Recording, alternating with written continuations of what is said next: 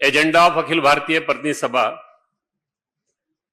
वो दो बातों के साथ था, एक समीक्षा और मूल्यांकन, एनालिसिस एंड इवोल्यूशन।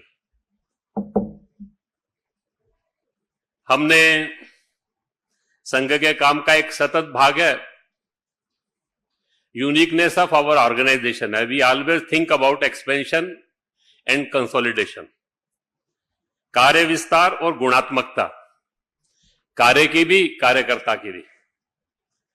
तो इसकी समीक्षा करना, इसका मूल्यांकन करना। दूसरा, initiative for the transformation among society. Sangh का जो गोल है, ultimate goal of the RSS is to transform the society.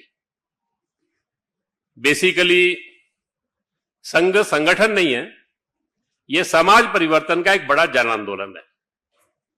We always initiate for that, और वो जो इनिशिएटिव्स हैं उसकी भी समीक्षा करना। ये जो ट्रांसफॉर्मेशन है, ये नेवर हैपन्स बाय कानून, एक्ट, नियम, भाषण, इन सब से नहीं आता है। इसके लिए थोड़ा वातावरण बनाना पड़ता है, प्रयास करने पड़ते हैं, और जो ये ट्रांसफॉर्मेशन चाहते हैं वो जैसा चाहते हैं वैसा उनका बनना पड़ता है। तो इसलिए इस प्रोसेस को भी लगातार मूल्यांकन करना पड़ता है। संघ के 100 साल में हमने लगातार ये दो बातों के बारे में सोचा है, expansion and consolidation of work, कार्य विस्तार, कार्य की गुणात्मकता, क्वालिटी ऑफ वर्क, और initiative for transformation among society. ये दो बातों की समीक्षा करना। शताब्दी वर्ष 100 साल संघ के पूरे हो रहे हैं, तो स्वाभाविक है उसको ध्यान में रखकर थोड़ा काम का मूल्यांकन करना, गति बढ़ाना, इसके बारे में सोचना। तो हमने 6 साल पहले कुछ टारगेट्स तय किए थे, हर वर्ष उसकी समीक्षा करते हैं। तो it was also an occasion for introspection की 6 साल पहले हमने जो तय किया वहां पर हम कहां तक पहुंचे हैं उसके बारे में भी सोचना। और विजयदशमी यानी 2025 अक्टूबर में जब शताब्दी वर्ष प्रारंभ होगा तब तक उनको हम प्राप्त करें। 3 तरह के लक्ष्य थे, एक कार्य विस्तार, गुणात्मकता, दूसरा सुप्त शक्ति जागरण। हमारा हर स्वयंसेवक that should become an active worker, वो सक्रिय कार्यकर्ता बनना चाहिए। कल मुकुंद जी ने बताया 1 करोड़ स्वयंसेवक हैं, 50-60 लाख लोग हमेशा काम में जुड़े रहते हैं। 6-7 लाख लोग, 8 लाख के लगभग कार्यकर्ता ऐसे हैं जो कुछ रिस्पॉन्सिबिलिटी लेकर भी काम करते हैं। हमारा टारगेट यह है कि अधिकाधिक लोग डे टू डे कंट्रीब्यूट कर सके, ऐसे एक्टिव हों, और समाज की सज्जन शक्ति यानी जिसको कहते हैं leaders of the society, economic field, social field, religious field और एजुकेशन, इंटेलेक्चुअल, ऐसे सब समाज का जो नेतृत्व है उनके साथ हमारा एक वेवलेंथ बने। वो भी समाज के हित में सोचते हैं, हम भी समाज के हित में सोचते हैं। तो मिलकर जहां काम कर सकते हैं वहां मिलकर काम करना है। ऐसे सब बातों को लेकर हमने प्लान किया था। और 2 बातें और जो संघ शताब्दी में क्या करेंगे उसकी भी चर्चा करने वाले हैं। सिनेरियो, इस समय समाज राष्ट्र का परिदृश्य क्या है, what is the contemporary scenario, हमारा रोल क्या है, ये 2 बातों के बारे में कल दत्ता जी आपके सामने बातचीत रखेंगे। संघ शताब्दी की करणीय बातों के बारे में भी, और कंटेम्परेरी सिनेरियो में what is our role, how we think, how we want act, ये सब बातों के बारे में, थोड़ा पॉलिसी के विषय, ये सब कल वो रखेंगे। कल मुकुंद जी ने आपके सामने जानकारी रखते हुए कार्य विस्तार के बारे में काफी बातें कही। संघ का कार्य विस्तार का कितनी डायमेंशन होती हैं अगर उसके बारे में सोचना हो तो, और वो हम मूल्यांकन करते हैं तो ध्यान में आता है कि संघ के काम का यूनिकनेस कैसी है। 1925 में संघ का काम शुरू हुआ। 1940 में हम देश के हर प्रांत में पहुंच गए थे। 1972 में हर जिले में पहुंचे हम। 96 के अंदर हम हर ब्लॉक और नगर में पहुंचे। मैं जब हर कहता हूं तो लगभग एक 85-90% हो गया, यानी वो 100% की ओर बढ़ रहे हैं हम। उसके बाद हमने अपना टारगेट मंडल और बस्ती रखा। तो that is a geographical target. 10,000 population के ऊपर हमने 1,03,000 यूनिट्स बनाए, जो उसके बारे में कल उन्होंने आपको बताया अभी। लेकिन इसके साथ साथ ये तो राष्ट्रव्यापी समाजव्यापी हो गया। Ultimately we have to become a movement of 100%, और इसीलिए हम कहते हैं सर्वस्पर्शी सर्वव्यापी। तो एक एक जगह विचार करना शुरू करते हैं। तो कॉलेज स्टूडेंट्स में हमारा काम है, हमें थोड़े समय पहले ध्यान में आया कि प्रीमियर इंस्टीट्यूशन में जैसा काम चाहिए वो नहीं है, तो हमने उस पर फोकस करना शुरू किया। एम्स हैं, रिसर्च के इंस्टीट्यूट्स हैं, आईआईटीज हैं। देश में 2009 प्रीमियर इंस्टीट्यूट्स हैं। एक 10 साल के लगातार प्रयास से आज हम 134 में हमारा रेगुलर काम शुरू हो गया है। आने वाले समय के अंदर ऑल 2,209 इंस्टीट्यूट्स में आना जाना प्रारंभ हो गया, लेकिन अपना काम ये प्रारंभ हो सके। अलग अलग समाज के वर्गों में कैसा काम होता है, तो उड़ीसा में एक कोरापुट विभाग है, total tribal area 100% Koraput, Bolangir, वहां पर सब मंडलों में अपना काम है। 1031 शाखा है, और जब वहां पर जो कार्यकर्ता है, नगर, खंड, जिला, विभाग, प्रांत, सब वो जनजाति क्षेत्र के ही कार्यकर्ता है। अभी अरुणाचल प्रदेश जैसे में विधिवत संघ का काम 1990 में ही शुरू हुआ, लेकिन अभी 274 शाखा मिलन मंडली है in every district of Arunachal Pradesh. हमारा संघ का काम प्रारंभ हो गया। ये सब जब बातें चलती है तो सुनने में आसान लगता है, लेकिन ऐसे सारे डिस्टेंट एरियाज में, डिस्टिंक्ट एरियाज में वहां के सब चैलेंजेस को पार करके कार्यकर्ता जाए। कुछ जगह तो पहुंचने में ही 5 दिन 7 दिन लगते हैं। तो सामान्य कार्यकर्ता सब, हमारे यहां कोई पेड कार्यकर्ता नहीं है, सब वॉलंटरी काम करते हैं। हर वर्ष हम आह्वान करते हैं अपने स्वयंसेवकों को 7 दिन, 15 दिन, 20 दिन, 25 दिन एक्सपेंशन के लिए दें। तो कम से कम पिछले 1 साल के अंदर 2 लाख कार्यकर्ताओं ने मिनिमम 7 डेज का टाइम फॉर एक्सपेंशन वर्क संघ के लिए कंट्रीब्यूट किया। तो ये अपने सारे संघ के काम का एक डायमेंशन है।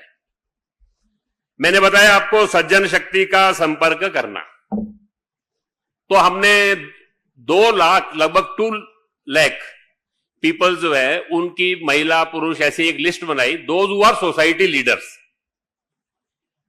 जिनका एक अपना विशिष्ट स्थान है अपने समाज जीवन के अंदर। वो अपनी एक भूमिका रखते हैं डिस्ट्रिक्ट लेवल पर, स्टेट लेवल पर, नेशनल लेवल पर।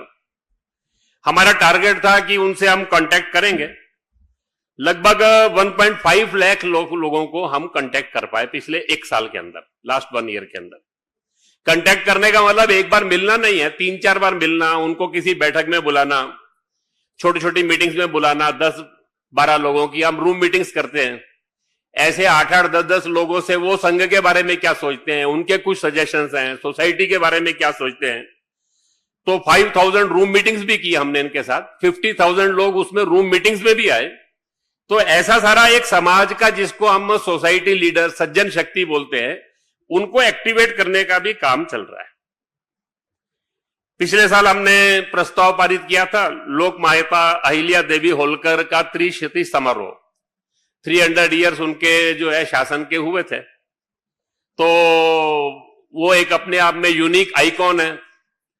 हर दृष्टि से वो आज के समय के अंदर जो है समाज जीवन के अंदर एक महिला की देखने की भारत की दृष्टि और हमारा नेतृत्व की कल्पना क्या है, उस सारे नाते उनका एक अपना स्थान है। उसके लिए सारे देश में प्रोग्राम किए गए। अभी जितनी जानकारी आई सारे उसमें से एट 22,000 प्लेसेस प्रोग्राम हुए उनके, और 28 लाख लोग, महिला पुरुष सब मिलकर उसके अंदर पार्टिसिपेट हुए। हमने टारगेट किया था सारे उसमें से, सारे देश के अंदर समाज के प्रोमिनेंट लोगों के, यंग पर्संस के, ऐसे सब लोगों के कार्यक्रम करेंगे। तो पिछले वर्ष हमने प्रस्ताव पारित करके 1 साल भर उनको मनाने का तय किया था। तो इतने प्रोग्राम पिछले वर्ष में हुए। समाज जीवन के अंदर सामाजिक भूमिका में महिला का रोल बढ़ना चाहिए। तो इस दृष्टि से हमने सोसाइटी में जो ऐसी एक्टिव महिलाएं हैं, वो हमारी ऑर्गेनाइजेशन की भी हो सकती है, सामान्य समाज में एनजीओ बनाकर, बाकी सब बनाकर, इंटेलेक्चुअल, ये सब भी हो सकती है। ऐसे सबकी हमने एक 1 डे 3-4 सेशन के महिला समन्वय के नाम से महिला सम्मेलन किए थे। स्थानीय संस्था बनाकर ऐसी leadership summit of the women among women, ऐसे सारे जो समिट किए, तो लास्ट ईयर 472 समिट्स ऐसे हुए जिसके अंदर 5.75 लाख ऐसे समाज जीवन के अंदर कंट्रीब्यूट करने वाली, सोशली एक्टिव, इंटेलेक्चुअल समाज में लीडरशिप देने वाली, ऐसे कंट्रीब्यूट करने वाली महिला लीडरशिप, उसको हमने बुलाया। वो सब भी इन कार्यक्रमों में आए। बहुत सारी बातें बताने की है, लेकिन समाज जीवन के अंदर कहीं भी कोई प्रॉब्लम देखना तो उसके बारे में सॉल्यूशन सोचना शुरू करना। केवल ज्ञापन देना, सरकार को सुझाव देना, ये हमारा सोचने का ढंग नहीं है। संघ का सोचने का ढंग यूनिक है कि समाज की शक्ति के आधार के ऊपर समाज के सब प्रश्नों का समाधान करना। केवल एक छोटा सा एग्जांपल दूंगा। मध्य प्रदेश के अंदर झाबुआ डिस्ट्रिक्ट है। उस झाबुआ डिस्ट्रिक्ट के अंदर वहां पर समाज के अंदर संपर्क करने के लिए निकले तो अचानक एक जगह ध्यान में आया। फिर वो एक केस ध्यान में नहीं आया, गांव में 4-5 आए। फिर थोड़ा और ज्यादा ध्यान आना शुरू हुए तो वहां ऐसे बच्चे हैं जिनके हाथ पैर जुड़े हुए, अंग जुड़े हुए, और उसके कारण से वो सामान्य जीवन नहीं जी सकते। वो एक अलग प्रकार का, तो थोड़ा चिंतन प्रारंभ हुआ। थोड़ा इंदौर के अंदर बातचीत प्रारंभ हुई, उसके डॉक्टर से चर्चा शुरू। उन्होंने कहा आजकल बहुत अच्छे मेडिकल फैसिलिटीज है, ऑपरेट किया जाए तो ये सब लोग नॉर्मल लाइफ भी जी सकते हैं, अन्यथा उसके कारण से वो एक अलग प्रकार की डिसेबिलिटी है। तो ऐसे सब लोगों को ढूंढकर उनको और सर्विसेज प्रदान करना। पिछले 4 साल के अंदर ऐसे 500 चिल्ड्रंस जो हैं, बच्चे जो हैं, उनकी शल्य क्रिया के द्वारा उनको एक समाज जीवन में एक सामान्य जीवन के नाते वो जी सके। तो जहां भी प्रॉब्लम है उस प्रॉब्लम के सॉल्यूशन के बारे में सोचना, समाज में समस्याओं को बड़ा करते नहीं जाना। समाज की ताकत जो है वो बहुत बड़ी है। हम जब कहते हैं कि सारे देश के अंदर 100 साल में संघ के काम का विस्तार हुआ है, तो it does not mean the expansion of numerical strength of RSS. हमारा मतलब यह है कि यह समाज की शक्ति का जागरण है।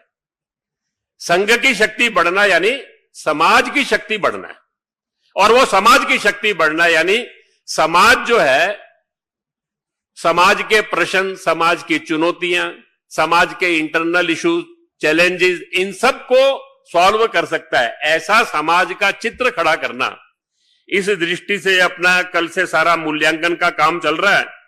हर स्टेट के अंदर ऐसे कुछ अच्छे, मैंने तो आपको केवल 1-2 उदाहरण दिए, हर राज्य के अंदर ऐसे कुछ उदाहरण देने वाले कुछ उनकी, क्योंकि कुल मिलाकर 3 दिन की लिमिटेशन ही होती है सब बातों का मूल्यांकन करना। तो एक्सपेंशन के बारे में कैसा सोच रहे हैं, सज्जन शक्ति जागरण के बारे में कैसे सोच रहे हैं, समाज के प्रॉब्लम्स के सॉल्यूशन के बारे में कैसा सोच रहे हैं, ऐसे सब बातों के बारे में कल से अपनी अभी तक की चर्चा चल रही है।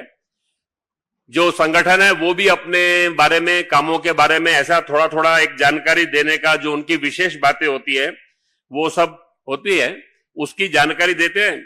अभी करणीय बातों की चर्चा प्रारंभ हुई है नेक्स्ट ईयर के लिए, वो शाम को कल सुबह तक फाइनल होगा। कल दोपहर को ही आपकी प्रेस कॉन्फ्रेंस में दत्ता जी आने वाले शताब्दी वर्ष में हम क्या करेंगे, और कुल मिलाकर कंटेम्परेरी सिनेरियो में संघ कैसे सोचता है, इन सब के बारे में वो कल आपके सामने रखेंगे। एक प्रस्ताव हमने पारित किया है, उसको बारे में थोड़ी जानकारी देकर मैं अपनी ब्रीफिंग पूरा करूंगा सारे में। बांग्लादेश की जो परिस्थिति है, तो एक call to stand in solidarity with Hindu society of Bangladesh. हमने जो बांग्लादेश के अंदर जो है हिंदू और माइनॉरिटी कम्युनिटीज जो है, उनका जो ह्यूमन राइट वायलेशन हो रहा है और कंटिन्यूअस वायलेंस, इनजस्टिस, ऑपरेशन, ये जो हिंदू समाज सहित all the minorities of Bangladesh, उनके साथ जो हो रहा है, उसको लेकर हमने एक चिंता व्यक्त किया है, सीरियस कंसर्न हमने अपना और प्रस्तुत किया है। ये जो सारा है, ये इसको एक पॉलिटिक्स नहीं मानना चाहिए, केवल रिजाइम चेंज हो गया, सत्ता परिवर्तन हो गया, उसके कारण से ऐसा नहीं है। इसके पीछे रिलीजियस एंगल भी है, क्योंकि मेजोरिटी ऑफ टारगेट जो है और कंटिन्यूअस टारगेट जो है, they are becoming Hindu and other minority communities. और ये इसलिए भी है कि ये परसिक्यूशन ऑफ हिंदू और माइनॉरिटी कम्युनिटी ये कोई नया नहीं है। 1951 के अंदर 22% पॉपुलेशन थी बांग्लादेश के अंदर हिंदू समाज की, अभी वो 7.95% है। तो हमको ध्यान में आ सकता है कि ये हिंदू समाज के वहां एग्जिस्टेंशियल क्राइसिस का इशू है। और इस बार जो हिंसा हो रही है उसमें ऐसा ध्यान में आ रहा है कि उसके पीछे गवर्नमेंट और इंस्टीट्यूशनल सपोर्ट भी है, और ये एक चिंता की बात है। और वहां जो लोग भी इस सारी हिंसा में है वो इसको केवल एंटी हिंदू नहीं, एंटी भारत भी बनाने की कोशिश कर रहे हैं। अनेक लीडर्स के स्टेटमेंट भी ऐसे ही सब आ रहे हैं। इसी सारे प्रस्ताव के अंदर एक हमने चिंता व्यक्त की कि इंटरनेशनल जो फोर्सेस हैं उनका जो रोल है, और खासकर केवल बांग्लादेश नहीं, ये जो अपना भारत है, इस भारत और पड़ोसी देश ये केवल देशों का समूह नहीं है, हमारी हजारों साल की एक यात्रा है, वो हमारी कॉमन जर्नी है। हम जब कहते हैं तो वो कॉमन जर्नी के अंदर हमारा एक शेयर्ड कल्चर है, हमारी शेयर्ड हिस्ट्री है, और हमारे जो शेयर्ड जो है वो हमारे ट्रेडिशंस भी है। बहुत सारी बातें हमारी समान है। तो ऐसा लगता है कि एक मिसट्रस्ट और डिस्ट्रस्ट भारत और इन सारे पड़ोसी देशों के बीच में खड़ा करने का प्रयास भी किया जा रहा है। उसके अंदर दुनिया की बहुत सारी शक्तियां उसमें भूमिका अदा कर रही हैं। हमने Pakistan, deep state in America, उस सब के बारे में भी इसमें थोड़ा हमने इंगित किया है सारे उसमें से अपने प्रोसेस प्रस्ताव के अंदर। लेकिन इस बार एक अच्छा विषय उसमें यह भी है कि ये जो सारा हुआ तो पहली बार वहां के हिंदू समाज ने लोकतांत्रिक ढंग से वहां पर एक कलेक्टिव डेमोक्रेटिक और पीसफुल वे में अपनी बात को असर्ट करने की भी कोशिश की है, और अपनी आवाज को बुलंद किया। उसको दुनिया ने रेखांकित भी किया है, दुनिया ने उसको सुना भी है, और उस कारण से भारत दुनिया के बाकी देशों के अंदर, दुनिया के अंतर्राष्ट्रीय नेतृत्व, देश, हिंदू समाज अन्य देशों में जो रहता है वो सब लोग भी उनके समर्थन में आए हैं। उन्होंने भी देश भर के अंदर सब मिलाकर भारत सरकार ने भी इस सारे विषय को लेकर वहां की जो बांग्लादेश की इंटरिम गवर्नमेंट है उनके साथ और ग्लोबल प्लेटफॉर्म्स के थ्रू प्रेशर बनाना, ये सब के लिए भी प्रयास किया है। और हमने इस बात का आह्वान भी किया है भारत सरकार से, अंतर्राष्ट्रीय फोरम, यूएन और बाकी सारे ऐसे जो हैं विश्व के अन्य देश और दुनिया के अंदर जो हिंदू समाज है उन सब लोगों से हमने एक आह्वान भी किया है कि वहां के हिंदू समाज की डिग्निटी, वहां के हिंदू समाज की सुरक्षा, वहां की माइनॉरिटीज की डिग्निटी, सुरक्षा, इन सबको सुनिश्चित करने के लिए वो हर संभव प्रयास करें। इस सारी दृष्टि से हमने एक call to stand in solidarity with Hindu society of Bangladesh, Bangladesh के हिंदू समाज के साथ और वहां के अन्य अल्पसंख्यक समुदायों का जो मानवाधिकार हनन, हिंसा, ये जो सब विषय वहां हुए हैं और उनका एक एग्जिस्टेंशियल क्राइसिस का जो इशू आकर खड़ा हुआ है, और इस सारी स्थिति के अंदर जो इंटरनेशनल फोर्सेस पीछे अपनी भूमिका अदा कर रही हैं, इन सब के प्रति देश को, समाज को अवेयर भी रहना, जागरूक भी रहना, और ये वहां के हिंदू समाज की सुरक्षा और वहां के हिंदू समाज का सम्मान, ये सब गरिमा जो है ये सुनिश्चित हो, इस सारी दृष्टि से, और वहां उसके लिए अंतर्राष्ट्रीय फोरम, भारत सरकार, हिंदू समाज सब मिलकर प्रयास करें। ऐसा एक प्रस्ताव बांग्लादेश की आज की हिंदू समाज की जो परिस्थिति है, माइनॉरिटीज की जो परिस्थिति है, उसको लेकर हमने एक सीमित विषय के ऊपर प्रस्ताव पारित किया है। मैंने आपके सामने अपनी जो इस अखिल भारतीय प्रतिनिधि सभा की जो कल से आज तक की सारी कार्रवाई हुई है उसके कुछ बातें जानकारी के तौर पर आपको रखी हैं। अच्छा यही है कि जो मैंने बताया उसके ऊपर आप पूछे, नहीं तो आपका अपना एजेंडा है, वो एजेंडा कल करेंगे तो ज्यादा अच्छा होगा। लेकिन आप सब लोग कुछ ऐसा इस सारे अपनी प्रतिनिधि सभा के बारे में पूछना चाहें तो पूछ सकते हैं। थोड़ा माइक लेना पड़ेगा, माइक पर ही बोलिएगा। हाँ, मेरा नाम हिमांशु तिवारी है, टाइम्स नाउ नवभारत से दिल्ली से हूं मैं। थोड़ा माइक मुंह के सामने लेंगे तो मुझे पूरा सुनाई देगा। आवाज आ रही है आपको? हाँ। मेरा नाम हिमांशु तिवारी है, टाइम्स नाउ नवभारत दिल्ली से हूं मैं। प्रतिनिधि सभा हो रही है, लेकिन देश भर में जिस तरीके का माहौल बना हुआ है, आए दिन हिंसा देखने को मिलती है दो समुदायों के बीच में स्पेशली, तो आपको क्या लगता है 100 साल हो चुके हैं संघ के, सारे समाज को एक साथ लेकर चलने के लिए, हिंदू मुस्लिम सिख ईसाई सबको लेकर चलने के लिए और युवाओं के रोजगार के लिए भी आप लोगों ने कोई कार्य योजना बनाई है क्या? तो ऐसा होता है कि समाजों की यात्रा थोड़ी लंबी होती है। हमने कुछ किया है लेकिन बहुत कुछ करना बाकी है। हमें इस बात की संतुष्टि है कि 100 साल में हमने जो प्रयास लिए उसमें हमको सफलता मिली है, लेकिन हम जैसा भारत बनाना चाहते हैं वैसा बन गया ऐसा हम नहीं कह सकते। तो उसके लिए प्रयासों की मात्रा बढ़ानी है और ये करना है तो केवल अकेला संघ नहीं कर सकता। इसके लिए मैंने पहले ही कहा कि संघ समाज की सज्जन शक्ति, सबको एक साथ आना है। तो 1947 में हम आजाद हुए, हमारे सब प्रश्नों का समाधान नहीं हुआ, हम इंटीग्रेट नहीं हो गए थे। प्रोसेस ऑफ इंटीग्रेशन उसके बाद शुरू हुआ है। तो कॉन्टिन्यूअस वी आर इवॉल्विंग। तो मुझे लगता है कि we are in right direction.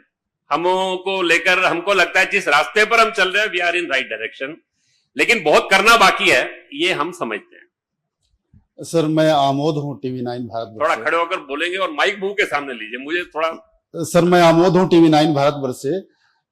एक जो ज्वलंत विषय आज की तारीख में हम लोग दक्षिण भारत में बैठक कर रहे हैं और एक जो ज्वलंत मुद्दा यहाँ चल रहा है परिसीमन का, परिसीमन को लेकर बहुत यहाँ उथापतल मचा है। आज यहाँ पे 6 राज्यों के बड़े लोग जो CM हैं, पार्टी अध्यक्ष हैं, वो जुटे हैं।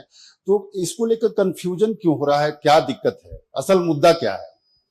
मुझे लगता है कल मुकुंद जी ने आंसर दिया है, उसके बाद दोबारा पूछने की आवश्यकता तो नहीं पड़नी चाहिए।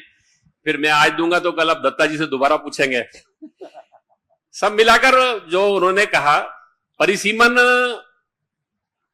ये भारत की एक संवैधानिक प्रक्रिया, लोकतांत्रिक प्रक्रिया के अंदर चुनाव होता है, चुनावों के लिए परिसीमन होता है। परिसीमन के लिए एक एक्ट बनता है। तो 2002 के अंदर डिलिमिटेशन एक्ट बना, उसके अंतर्गत परिसीमन हुआ। उससे पहले 1972 में एक्ट बना, उसमें परिसीमन हुआ। अभी जब परिसीमन होगा, उसका एक्ट बनेगा, उस समय डिस्कशन करने की आवश्यकता है उसमें आप क्या चाहते हैं। और पिछली बार ये सारे विषयों को एड्रेस करने के लिए फ्रीजिंग ऑफ पार्लियामेंट्री सीट्स ये हो गया था उस समय। तो उस समय फ्रीज हो गया, इशू तो क्लोज हो चुका है। अभी दोबारा इसको खड़ा तो तब करेंगे कि जब नया एक्ट बनेगा, और उस एक्ट बनते समय अगर सरकार कहे कि नहीं वी आर ओपनिंग दैट, तो मुझे लगता है कि अनावश्यक आशंकाएं खड़ी करना, अविश्वास खड़े करना, इससे बचना चाहिए। समाज जीवन के अंदर, सारे देश के अंदर एक दूसरे के प्रति विश्वास, समाज जीवन के अंदर सबको साथ लेकर चलने का भाव, ये लोकतंत्र का मूल होता है।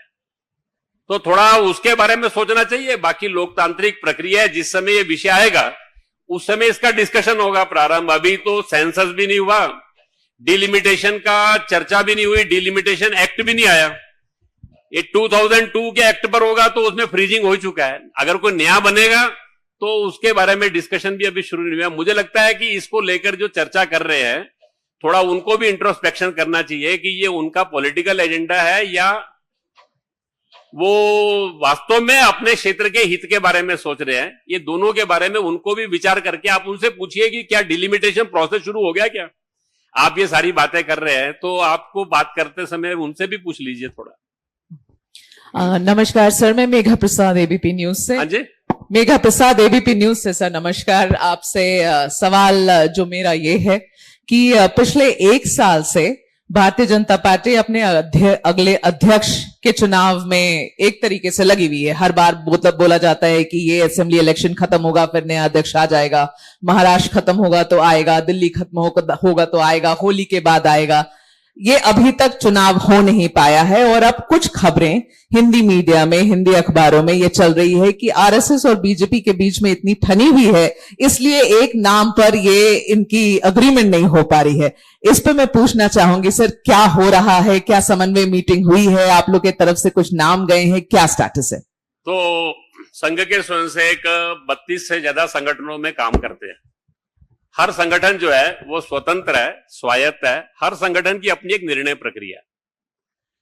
हर संगठन के अंदर उनके यहाँ सदस्यता होती है, उनके यहाँ निर्वाचन होते हैं, नीचे की इकाई पर होते हैं, मंडल, जिला होते हैं, वो सब उनकी प्रक्रिया चलती है।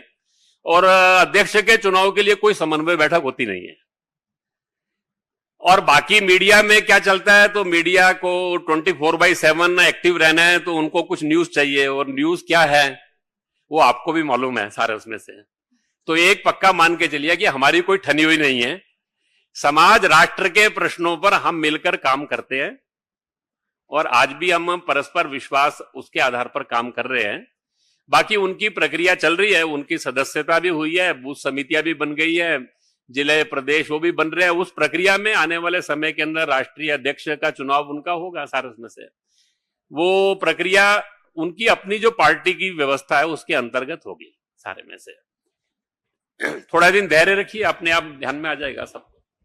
Sir, I am Narayankar from United News of India. I'll sit and ask because I have the laptop on my laps. There are थोड़ा couple मुंह of के सामने mic. yeah, there are couple of questions. You were talking about asking the central government to take up this issue, and of course the central government has taken up this issue of atrocities or persecution of Hindus in Bangladesh. So, are you satisfied as of now what the central government is doing? And if not, what more you are expecting from the central government? This is my first question. नहीं, उसमें मुझे ऐसा लगता है कि हमने इसमें लिखा है, the government of Bharat has expressed its resolve to stand with Hindu and other minority communities of Bangladesh and need of their protection. Government of Bharat has taken up the issue with the interim government of Bangladesh as well as on several global platforms. ABPS urges the government of Bharat to make all possible efforts to ensure the protection, dignity and well-being of Hindu community in Bangladesh, along with engaging government of Bangladesh in continuous and meaningful dialogue. ये process है, वहां का solution हो गया ऐसा तो नहीं है, वो कंटिन्यूटी है। तो सरकार अपने स्तर पर काम कर रही है। हमने इतना ही कहा है कि आप हर संभव प्रयास कीजिए, उसके लिए जो जो करना आपको ठीक लगता है वो है। और वी आर सेटिस्फाइड कि भारत की सरकार ने जो है उसको इश्यू की सीरियसनेस को समझकर वहां पर विदेश सचिव को भेजना, अलग अलग स्तर पे बातचीत होना, 1-to-1 डायलॉग होना, इंटरनेशनल फोरम्स का उपयोग करना, ये सब उन्होंने किया है। हमने इसमें अपने प्रस्ताव में इसको नोट भी किया है और मेंशन भी किया है, और ये कंटिन्यूस रखना पड़ेगा अभी जब तक वहां की परिस्थिति नॉर्मल नहीं होती। My second question is, with regards to this persecution in Bangladesh, there may be situations arising that there may be some kind of a refugee problems. In this context, will the RSS propose amendments or a fresh push for implementation of CAA or any other legal so that you can accommodate the persecuted Hindus in Bharat? देखिए, ये जो मैंने पहले ही कहा कि हमारी एक shared history है, हमारी एक शेयर्ड सिविलाइजेशन की एक यात्रा है, जर्नी ऑफ द सिविलाइजेशन हमारी कॉमन है। अनफॉर्चुनेट हो गया कि 47 में पार्टीशन हो गया। जब पार्टीशन हुआ तो हमने पार्टीशन में जमीन का पार्टीशन किया था, पॉपुलेशन का नहीं। और दोनों ने आश्वासन दिया था कि अपने अपने देश की माइनॉरिटीज का प्रोटेक्शन करेंगे। ये वो दोनों का आश्वासन है। नेहरू लियाकत पैक्ट 3 बार पैक्ट हुआ है, वो तीसरी बार में भी यही है।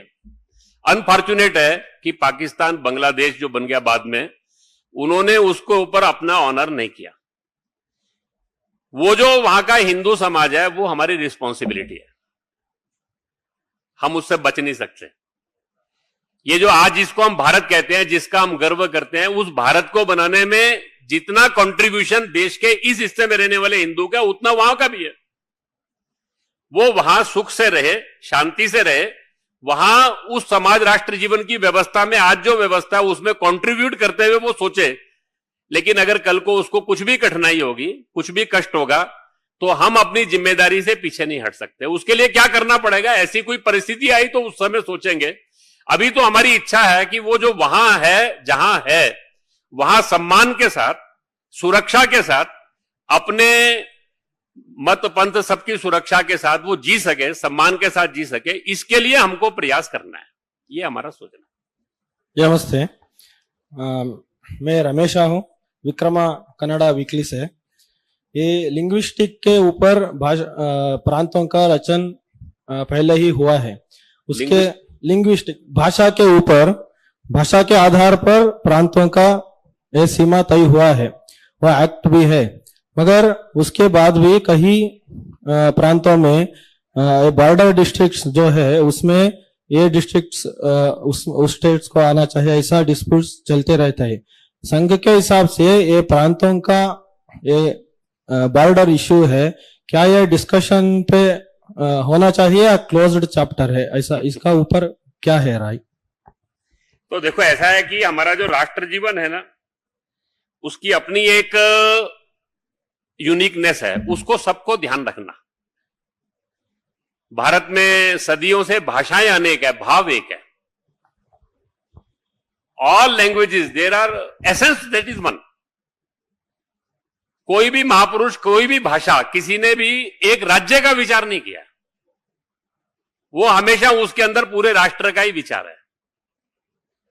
हमारे देश के अंदर मतबंध अनेक है, लेकिन गंतव्य एक है, वो हमारा वैशिष्ट है।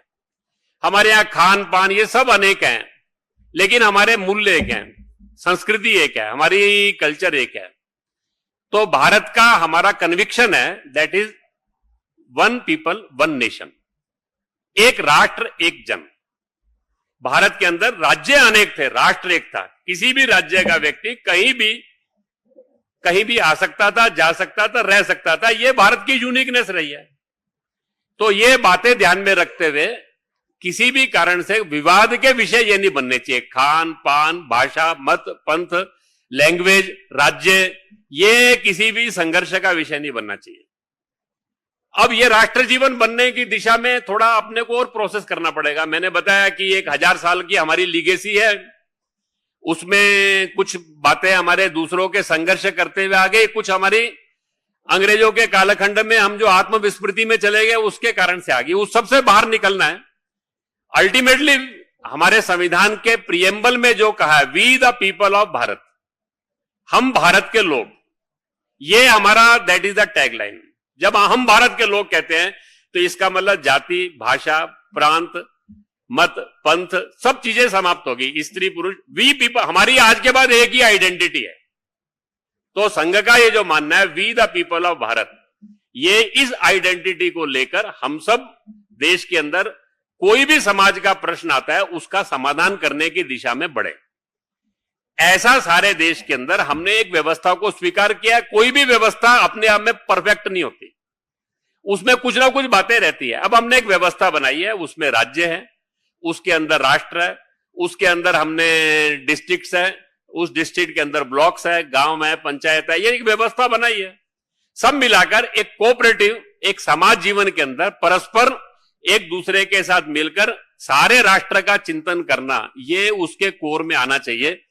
जैसा जैसे ये भाव बढ़ता जाएगा वैसे वैसे ये प्रश्नों का समाधान होता जाएगा। ये प्रश्न तभी तक हैं जब तक ये दृष्टि नहीं रहती, एक जन एक राष्ट्र, वन पीपल वन नेशन, ये इसके अंदर प्रिज्म में सब प्रश्नों का समाधान ढूंढे, ऐसा संघ का मानना है। नमस्ते अभी रह अरुण गया जी, क्या? मेरा नाम जतिन है, मैं इकोनॉमिक टाइम्स से हूं। अरुण जी, आप अनुसांगिक संगठनों को संघ प्रचारक भेजता रहता है, बट जैसे भाजपा भी आपका एक अनुसांगिक संगठन है, तो बहुत समय से कोई प्रचारक नहीं दिया गया और कुछ राज्यों में संगठन मंत्री का पद भी खाली है। एक और चीज अरुण जी, छोटी सी क्लैरिफिकेशन, जो भाजपा का अध्यक्ष है उसके लिए क्या कंसल्टेशन संघ से करना जरूरी है? अगर है तो उसकी मॉडलिटीज क्या रहती हैं कि आपके द्वारा नाम सुझाए जाते हैं या वहां से नाम आते हैं, उन पे चर्चा होती है? उस पर थोड़ा सा हमें गाइड कर दें। तो प्रचारक तो पूर्व सैनिक सेवा परिषद में भी नहीं है, अधिवक्ता परिषद में भी सारे देश में एक ही है, और भी 2-3 संगठन है जिनके अंदर प्रचारक नहीं है। तो ऐसा कुछ नहीं है कि सब संगठनों में, वहां की आवश्यकता को समझकर वो चर्चा करते हैं, हमारे पास उपलब्ध होते हैं तो हम देते हैं। वो दोनों जो है आपस की सहमति में, मैंने पहले ही कहा कि सब संगठनों में के हमारी एक संपर्क की व्यवस्था रहती है, उसमें चर्चा होती है, उनको आवश्यकता होती है, हमारे पास उपलब्धता होती है तो हम देते हैं। क्योंकि जिस भी संगठन में देना है तो वहां के काम के हिसाब से आपको प्रचारक देना है, तो वो हमारे पास भी अवेलेबल होना चाहिए, तो वो हम उसके हिसाब से देते हैं। और बाकी मैंने पहले ही कहा कि सब संगठन स्वतंत्र स्वायत्त है, हर संगठन की अपनी एक निर्णय की प्रक्रिया है और उस निर्णय की प्रक्रिया में वो अपने अपने निर्णय करते हैं। हम राष्ट्र समाज के प्रश्नों पर एक दूसरे के साथ मिलते हैं, जुलते हैं, बातचीत करते हैं, नोट शेयर करते हैं, समाज राष्ट्र के प्रश्नों पर मिलकर काम करते हैं। इसके लिए अपना एक प्रोसेस है, वो समन्वय का प्रोसेस है। उनकी टीम मीटिंग में कभी कभी हमको बुलाते हैं, हम कभी कभी उनके साथ डिस्कशन करते हैं। ये एक तरीका रहता है सारा उसमें से। बाकी संगठन के अंतर्गत संगठन चलाने के सब निर्णय वो अपने आप करते हैं। अभी कहीं खत्म कर, समय हो गया है। कल दत्ता जी के लिए Last काफी question. रखिए आप। दत्ता जी है, कल आएंगे। Last question. चलिए आप लास्ट करेंगे। So I'm KVN Swami from Hosadiganta. So if the situation required, do you think Indian government should officially involve in reinstating Sheikh Hasina? नहीं, I cannot understand. Please. Sheikh Hasina को फिर से वहां बिठाएंगे। कौन करे? भारत सरकार Sheikh Do you Hasina think को पुनः वहां बिठाएंगे। Indian government should involve officially in reinstating Sheikh देखिए, Hasina? बांग्लादेश के अंदर वहां उनकी अपनी Whether through military actions or whether through political deliberations? नहीं, बांग्लादेश के अपनी एक संविधान की उनकी अंतर्गत अपनी व्यवस्था है, वहां पर वो वहां के लोग निर्णय करेंगे।